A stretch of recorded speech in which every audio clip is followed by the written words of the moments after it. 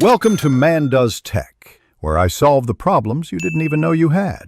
You start by validating permissions and systems so you can act immediately.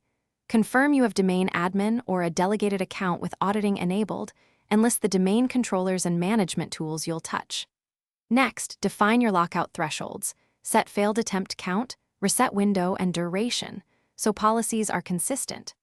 Once done, use Group Policy or your Identity Management Console to create the baseline policy and apply it to a test OU. This first actionable change prevents guesswork and ensures measurable rollout.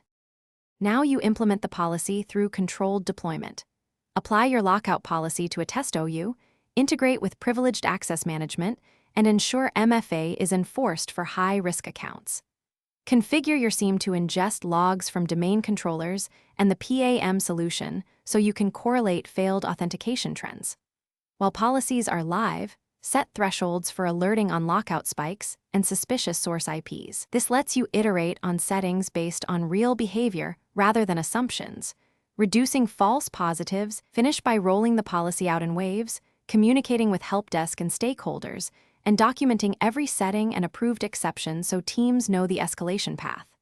Make sure emergency unlock procedures and delegated recovery accounts are tested and available.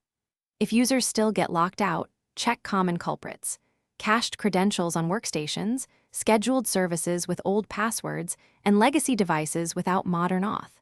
If trouble persists, identify the source device IP via logs, clear stored credentials, and reset the account to stop repeated lockout cycles. Thanks for watching. If you found this helpful, don't forget to like and subscribe.